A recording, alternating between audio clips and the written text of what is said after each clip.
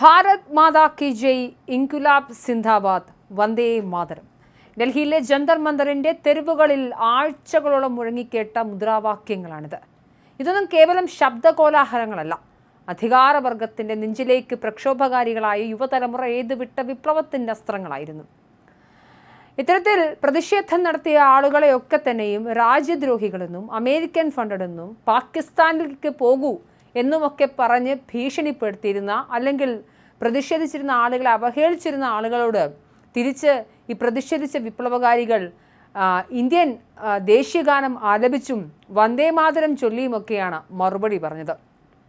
NEET പരീക്ഷാ ചോദ്യപേപ്പർ ചോർച്ചയ്ക്കെതിരെ രാജ്യത്തെ ജൻസി തലമുറയും കോക്രോച്ച് ജനതാ പാർട്ടിയും പടുത്തുയർത്തിയ ചരിത്ര പ്രസിദ്ധമായ പ്രക്ഷോഭത്തിന് മുന്നിൽ ഒടുവിൽ നരേന്ദ്രമോദി സർക്കാരിന് പൂർണ്ണമായും അടിയറവ് പറയേണ്ടി വന്നിരിക്കുകയാണ്. കടുത്ത ജനരോഷത്തിനും സമരങ്ങൾക്കുമൊടുവിൽ കേന്ദ്ര വിദ്യാഭ്യാസ മന്ത്രി ധർമ്മേന്ദ്ര പ്രധാൻ രാജിവെച്ചതോടെ ഇന്ത്യൻ രാഷ്ട്രീയ ചരിത്രത്തിൽ യുവജന ശക്തിയുടെ തിളക്കമാർന്ന മറ്റൊരു അധ്യായം കൂടി കുറിക്കപ്പെടുകയാണ്. കോക്രോച്ച് ജനതാ പാർട്ടി എന്ന സോഷ്യൽ മീഡിയ വിപ്ലവം നേടിയെടുത്ത ഈ ഉജ്ജ്വല വിജയം അവകാശപ്പെടാൻ മുഖ്യധാര രാഷ്ട്രീയ പാർട്ടികൾക്ക് പോലും ഇല്ലെന്ന പ്രത്യേകതയുണ്ട്. സാധാരണയായി ഭരണകൂടത്തിനെതിരെ ഉയരുന്ന സമരങ്ങളെയും പ്രതിഷേധങ്ങളെയും ദേശവിരുദ്ധം അല്ലെങ്കിൽ അർബൻ നക്സൽ എന്ന് മുദ്രകുത്തി അടിച്ചമർത്തുന്ന പതിവ് തന്ത്രം ഇക്കുറി കേന്ദ്രത്തിന് പ്രയോഗിക്കാൻ കഴിഞ്ഞില്ല. മഹാത്മാഗാന്ധിയുടെയും ഡോക്ടർ BR അംബേദ്കറിന്റെയും ചിത്രങ്ങൾ നെഞ്ചിലേറ്റിയും ഭാരതാംബയോടുള്ള ഭക്തിയും ദേശീയതയും വാനോളം ഉയർത്തുന്ന മുദ്രാവാക്യങ്ങൾ ഉയർത്തിയുമാണ് വിദ്യാർത്ഥികൾ തെരുവിലിറങ്ങിയത്.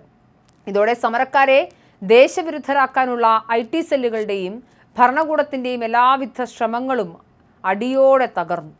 ഈ ഇന്ത്യൻ ജൻസി വിപ്ലവത്തിന് വൻ പിന്തുണയുമായി രാജ്യത്തെ പ്രമുഖ സെലിബ്രിറ്റികളും കായിക താരങ്ങളും ബോളിവുഡ് താരങ്ങളും വരെ രംഗത്തെത്തി.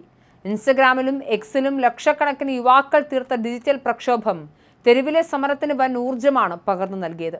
മോദി സർക്കാരിന്റെ പതിവ് ഇൻസ്റ്റഗ്രാം ഡിപ്ലോമസിയും സെൽഫി തന്ത്രങ്ങളും ഒന്നും ഈ യുവത്വത്തിനു മുന്നിൽ വിലപ്പോയില്ല.